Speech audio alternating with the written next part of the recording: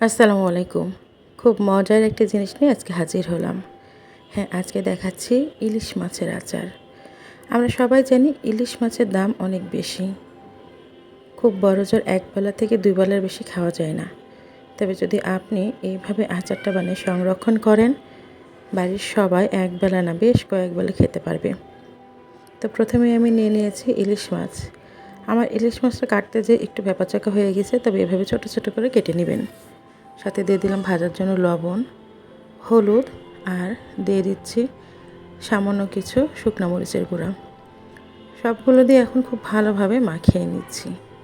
তবে এরই ফাঁকে বলে রাখি, আমার আরও নিত্য নতুন রেসিপি দেখতে আমার চ্যানেলটি অবশ্যই সাবস্ক্রাইব করবেন। আর যদি ফেসবুক পেজ থেকে দেখেন তাহলে অবশ্যই পেজটাকে ফলো দিবেন। এই তো ওইদিকে মাছগুলো মাখানো হয়ে গেল, আর এদিকে চুলায় একটা কড়াই বসিয়ে বেশ খানিকটা তেল দিয়ে দিয়েছি। তেলটা গরম হতেই এখানে আমি ইলিশ মাছের টুকরোগুলো দিয়ে দিচ্ছি। ইলিশ মাছের সব টুকরোগুলো এখানে দিয়ে বেশ সময় নিয়ে ভাজতে হবে। তবে মনে রাখতে হবে চুলার জাল যেন খুব বেশি না হয়, তাহলে মাছগুলো ওপর থেকে পুড়ে যাবে আর ভিতর কাঁচা থাকবে। মাছগুলো এমন করে ভাজতে হবে যেন মাছের ভিতরে কোনো কাঁচা না থাকে। বেশ সময় নিয়ে ভাজতে হবে এবং মিডিয়াম আঁচে ভাজতে হবে। আমিও এভাবে সবগুলো কিন্তু এই যে ভেজে নিলাম, আর ভেঙে গেলেও কোনো ক্ষতি নেই, কোনো ভয় নেই।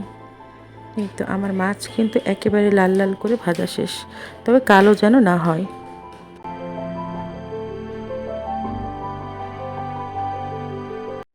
মোট কথা মাছগুলো যদি কালো হয়ে যায় সেক্ষেত্রে তিতা হয়ে যাবে।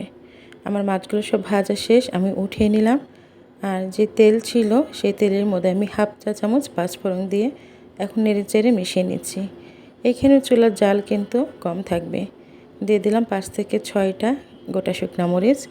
এগুলো খুব ভালোভাবে ভেজে নিচ্ছি। এর পরপরই দিয়ে দিলাম এখানে আমি প্রায় 2টা মতো বড় রসুনের কোয়াগুলো ছড়িয়ে নিয়েছিলাম সেইগুলো। আপনি ইচ্ছে করলে এখানে আরও বেশি দিতে পারেন। আর দিয়ে দিচ্ছি 1 টেবিল চামচ পরিমাণ সরিষা বাটা। এখন এটা বেশ সময় নিয়ে খুব ভালোভাবে ভাজবো। মশলার কাঁচা গন্ধটা যেন চলে যায়, বেশ সময় নিয়ে ভালোভাবে ভাজতে থাকতে হবে আর অনবরত নেড়ে যেতে হবে। ওইদিকে কিন্তু আমি আমার ইলিশ মাছগুলোভাবে কাটা ছড়িয়ে নিয়েছি। আপনারা যদি চান গোটা গোটা দিতে পারেন। আমি বড় বড় কাটাগুলো ফেলে এই যে এভাবে গুঁড়া করে নিয়েছি। এভাবে আমার কাছে বেশি ভালো লাগে, তবে অনেক ক্ষেত্রে অনেকে দেখা যায় যে ইলিশ মাছটা গোটায় রাখেন। দুভাবেই করা যায়।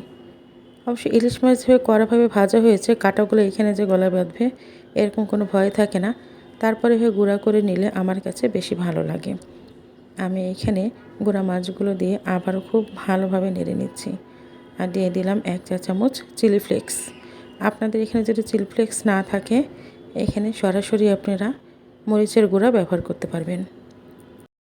আর এই রান্নাটা কিন্তু অনবরত নেড়েই যেতে হবে। এখানে তেল অনেক উঠে আছে, যদিও এটা মনে হচ্ছে যে অনেক বেশি তেল, কিন্তু একদম তেল শেষের দিকে থাকবে না। আর এইখানে আমি 3 টেবিল চামচ মতো তেঁতুলের কাঠ তৈরি করে নিয়েছিলাম, সেটা এরপরে দিয়ে দিলাম। আচার মানেই তো একটু টক হতে হবে, একটু ঝাল হতে হবে। যারা পছন্দ করে বেশি তারা তো একটু মিষ্টি আচারও খায়। তা আমি কিন্তু আবারও খুব ভালোভাবে নেড়ে চেড়ে নিচ্ছি। এই পর্যায়ে আমি টেস্ট করে আমার কাছে মনে হয়েছে কিছুটা লবণ কম।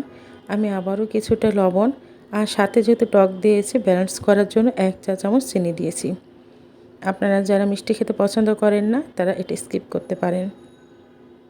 আমার ভালো লাগে টক মিষ্টি ঝাল সবগুলো সমান তালে, তাই আমি এভাবে করেছি।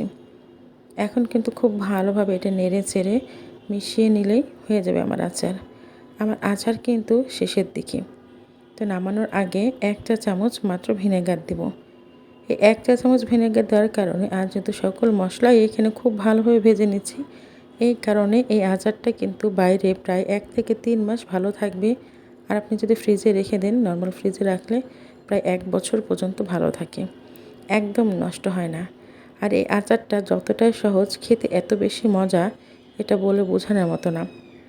আপনারা বাসায় অবশ্যই ট্রাই করবেন এবং খেয়ে জানাবেন কেমন হয়েছে। ইলিশ মাছের এখন যে দাম, আমাদের কিন্তু সারা বছর খাওয়ার কোনো উপায় থাকে না। এভাবে যদি আচার করে রাখি, ইনশাল্লাহ আমরা সারা বছর খেতে পারবো। সবাইকে ধন্যবাদ। আসসালামু আলাইকুম।